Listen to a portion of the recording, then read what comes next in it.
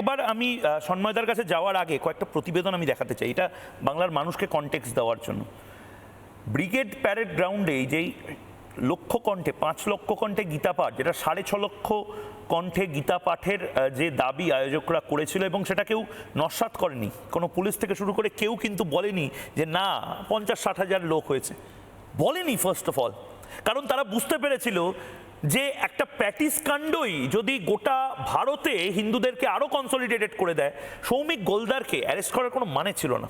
সৌমিক গোলদারকে যেভাবে অ্যারেস্ট করা হলো, তাতে মমতা বন্দ্যোপাধ্যায় মানে বারবার মমতা বন্দ্যোপাধ্যায় ওয়াটার টেস্ট করছেন, অ্যাসিড টেস্ট করছেন, বারবার জল মাপার চেষ্টা করছেন যে এটাতে কি রিয়াকশন হয়, এটাতে কি রিয়াকশন হয়। এবং মমতা বন্দ্যোপাধ্যায় বারবার বুঝতে পারছেন যে সৌমিক গোলদার হোক বা প্রিয়ন্তী, শিল্পা, দিতি, যে 7 বোনের গ্রেপ্তারি হলো, তাদের গ্রেপ্তারি হোক, মমতা বন্দ্যোপাধ্যায় কিন্তু আদপে হিন্দুদের কনসলিডেটেড করছেন। ব্রিগেড প্যারেড গ্রাউন্ডে আমি হিন্দুদের, সনাতনীদের যে বডি ল্যাঙ্গুয়েজ দেখেছিলাম, যে আবেগ দেখেছিলাম, একবার দেখাবো একটা প্রতিবেদনে।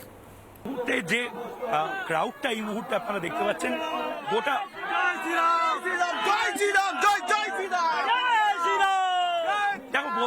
এদের কোনো পতাকা নেই, এরা হয় রামের ধ্বনি দিচ্ছে বা কৃষ্ণের ধ্বনি দিচ্ছে, এবং এইটা শুধুমাত্র একটা অংশ। আমার সাথে গৌরব বন্ধু মহারাজ রয়েছেন, ভয়ঙ্কর বড় বিশাল। আমরা আমাদের আশাতীত, আমাদের কলকাতা শহরে আমাদের এবার হিন্দু প্লাবন বইছে, হিন্দুত্বের প্লাবন, গীতার প্লাবন বইছে। আমরা চাই এই প্লাবনে সমস্ত খড়কুটো উড়ে যায়। পরিত্রাণায় সাধুনাং, পরিত্রাণ কি হবে? অবশ্যই হবে, অবশ্যই হবে। ভগবান গীতার মাধ্যমে আমাদের পরিত্রাণ করবে। বুঝতেই পারছো যে এইখানে একটাই বোধহয় স্লোগান, সেটা সবচেয়ে বেশি জনপ্রিয় হচ্ছে পরিত্রাণের স্লোগান। এবং এখানেও যেভাবে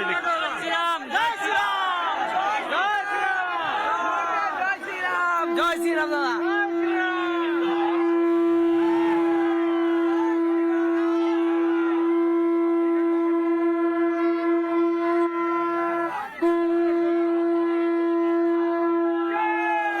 আমি আরো দৃশ্য দেখানোর জন্য বলবো এই মুহূর্তে।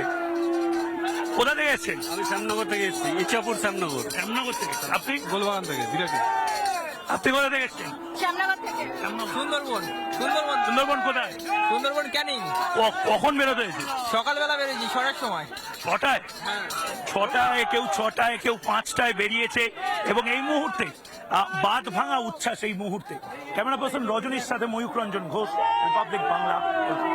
সন্ময়দা, আমি মানে ওই একই জায়গাতে যাচ্ছি, 3টে ভাগে, মূল 3টে ভাগ। আপনি যেহেতু শুরুর অংশে ছিলেন না, প্রথম ভাগ হলো বাংলাকে ক্রমশ বাংলাদেশ বানানোর চেষ্টা হচ্ছে, সেটা নিয়ে আমরা মানে অনেকেই কনভিন্সড।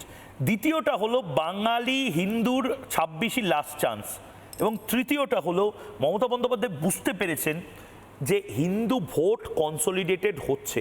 মানে সন্ময় বন্দ্যোপাধ্যায় বিজেপি করেন কি করেন না ডাজেন্ট ম্যাটার, দীপাঞ্জন চক্রবর্তী এখন দেখতে পাচ্ছেন যে এবারের ভোটটা আমাকে হিন্দু হিসেবেই দিতে হবে, কারণ আমি বাঁচলে তো কারখানায় চাকরি করব, আমি বাঁচলে তো ন্যানো ফ্যাক্টরি আনবো।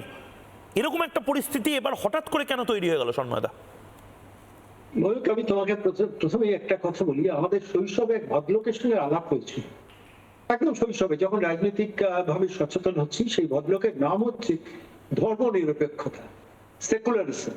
এই ভদ্রলোকের সঙ্গে আমার বহুদিন ধরে পরিচয় ছিল, তুমি জানো আমি অন্য ঘটনার রাজনীতির সঙ্গে সংযুক্ত ছিলাম, এবং খুব কাছ থেকে ভদ্রলোককে স্টাডি করে ফলো করে দেখেছি যে ইনি ছিলেন বেসিক্যালি একটা মুখোশ, এবং এই মুখোশের আড়ালে যে রাজনীতিটা বাংলায় হতো দিনের পর দিন, সেটাই কিন্তু আলটিমেটলি গত 2019-এর পর থেকে বাংলার বেশ একটা চাঙ্ক মানুষ, সাধারণ মানুষ, তারা কিন্তু রিয়েলাইজ করলো যে পেছনে লুকিয়ে রয়েছে তোষণ তুষ্টিকরণ। এটা বহুকাল ধরে তারা রিয়েলাইজ করছিল। ভোটের বাক্সে রিফ্লেক্টেড হলো, কিন্তু 2019 সাল থেকে মূলত রিফ্লেক্টেড হলো। মমতা বন্দ্যোপাধ্যায় আজকের দিনে দাঁড়িয়ে যে রাজনীতিটা করছে, আলটিমেটলি সেকুলারিজমকে তো বর্ণ করে। তুমি বলো তো, আমি বলছি মানে কোন সেকুলারিজম এই ব্যাখ্যাটা দেয় যে একটি নির্দিষ্ট সম্প্রদায় ঈদের নামাজের অনুষ্ঠানে গিয়ে অন্য ধর্মকে গন্ধা ধর্ম বলে চিহ্নিত করে শব্দবন্ধ ব্যবহার করছেন এমন একজন মহিলা যিনি রাজ্যের সর্বোচ্চ প্রশাসনিক চেয়ারে বসে আছেন। এটা বাংলার সাধারণ মানুষ কিন্তু এটা ভালোভাবে নিচ্ছে না। এই রিয়েলাইজেশনটা যত হচ্ছে তত কিন্তু বিজেপির ভোট ব্যাংক কনসলিডেশনটা হচ্ছে। এবার তুমি ধরো এই তুমি যে ঘটনাটা বলছিলে যে গীতা পাঠের অনুষ্ঠান, সেই গীতা পাঠের অনুষ্ঠানে রাজ্যের মুখ্যমন্ত্রী গেলেন না কেন? পেছনে আয়োজক রয়েছে বিজেপি, সেই জন্য। অর্থাৎ হিন্দুত্বের সঙ্গে বিজেপির সম্পর্কটাকে ভালো করে খেয়াল করে দেখো, লক্ষ্য করো, মমতা বন্দ্যোপাধ্যায় নিজে কিন্তু একদম অ্যাটাচ করিয়ে দিচ্ছেন, এবং তিনি যে নির্দিষ্ট একটি ছোট্ট জনসংখ্যার গোষ্ঠীর সঙ্গে তিনি সম্পৃক্ত এবং তাদের নানানভাবে তিনি সন্তুষ্টিকরণের প্রক্রিয়ার মধ্যে একটা ভোট ব্যাংক তৈরি করেছেন, যে ভোট ব্যাংকের মধ্যে বিভিন্ন ধরনের পদ্ধতিতে এসআইআর তাদের বাঁচানোর চেষ্টা হচ্ছে যারা এদেশের আদৌ নাগরিক নয়। এই এন্টায়ার প্রসেসটার মধ্যে লুকিয়ে রয়েছে সেকুলারিজমকে বর্ম হিসেবে চিহ্নিত করে কাজে রাখা। সে হাসান ইমরান থেকে শুরু করে এই সিদ্দিকুল্লাহ চৌধুরী, তার ক্যাবিনেটে বা তার দলের সাংসদ থেকে যেসব মন্ত্রীরা যে আচার আচরণ করে, আজকে বাবরি মসজিদ 2024-এর 12ই ডিসেম্বর হুমায়ুন কবির অ্যানাউন্স করেছিলেন, তৃণমূল কংগ্রেসের তিনি বিধায়ক। মমতা বন্দ্যোপাধ্যায় প্রকাশ্যে কোনোদিন কন্ডেম করেছেন, প্রকাশ্যে হুমায়ুন কবিরকে নিয়ে বসে বলেছেন না তোমার বহিষ্কার তো করে দিয়েছেন, বহিষ্কার করেছেন। কবে করলেন? 4 ডিসেম্বর মমতা বন্দ্যোপাধ্যায় এখন স্টেজে উঠছেন, তার আগে দুপুর বেলা, মানে নাটকীয় ভাবে বহিষ্কার করেননি, সাসপেন্ড করেছেন। তুমি একটু টেকনিক্যালি জায়গাটা দেখে নাও, সাসপেন্ড করেছেন, দল থেকে কিন্তু বহিষ্কার করেনি, অনির্দিষ্টকালের জন্য সাসপেন্ড না, অনির্দিষ্টকালের জন্য। আমি আরেকটা ছোট্ট তোমাকে একটা তথ্য দিই। মোহন ভাগবতের অনুষ্ঠানের, ইন্টারনাল অনুষ্ঠানের পুলিশি পারমিশনের জন্য আরএসএস কে আদালতে যেতে হয়েছিল। আর ঠিক একই সময় আমরা দেখলাম যে বাবরি মসজিদ শিলান্যাসের জন্য এসডিপিও, এসডিও, এসপি সমস্ত লেভেলের পারমিশন হুমায়ুন কবিরের কাছে পৌঁছে যাচ্ছে। এটা কিসের ইন্ডিকেশন? এটাই তো সেকুলারিজমের আড়ালে এরাজ্যের মুখ্যমন্ত্রী দিনের পর দিন করেছেন। সেটা ধরা পড়ে গেছে বলে বিজেপির ভোট ব্যাংক বাড়ছে। এবং আমি আবারও বলছি, 2026-এর নির্বাচনে যে কথাটা সবাই এখন বলেন, 2026-এর নির্বাচনটাই হিন্দুদের শেষ নির্বাচন। ওপাশে দীপু দাস মারা যাচ্ছে, সেখানকার ইউনূস সরকারের র্যাবের প্রচ্ছন্ন প্রশ্রয়, এরাজ্যে হরগোবিন্দ দাস, চন্দন দাস মারা যাচ্ছেন, রাজীব কুমারের পুলিশের প্রচ্ছন্ন নীরবতা। পশ্চিমবঙ্গ পুলিশ তো দুটোকে কম্পেয়ার করতে বারণ করেছে, উপদেশ দিয়ে তো কেন কম্পেয়ার করবো না? কেন কম্পেয়ার করবো না? তুমি বলো তো। তোমাকে আমি একটা ছোট্ট কথা বলি। যেদিন হরগোবিন্দ দাস, চন্দন দাস মারা গিয়েছিল, পুলিশের ফাঁড়ি কত দূরে ছিল, পুলিশের অফিস কত দূরে ছিল, পুলিশ কেন পরে এসেছিল? প্রশ্ন করা যাবে না? কেন প্রশ্ন করবো না? অবশ্যই প্রশ্ন করবো, অধিকার আছে। রাজীব কুমারের ফতোয়াতে কি উঠবো বসবো নাকি? এবং বাংলাদেশেও যেরকম ভাবে দীপু দাসকে পুলিশ মবের হাতে তুলে দিয়েছিল, হরগোবিন্দ দাসদের ক্ষেত্রেও তো তাই। শুধু তাই নয় সন্ময়দা, আরেকটা জিনিস, আরেকটা খুব উল্লেখযোগ্য জিনিস, বেগবাগানে যেভাবে এলোপ্যাথারি লাঠিচার্জ করা হলো হিন্দুদের ওপরে, এই লাঠিচার্জটা যদি সেদিন হরগোবিন্দ দাসের বাড়ির সামনে করতো পুলিশ, তাহলে হয়তো হরগোবিন্দ দাস বেঁচে যেত।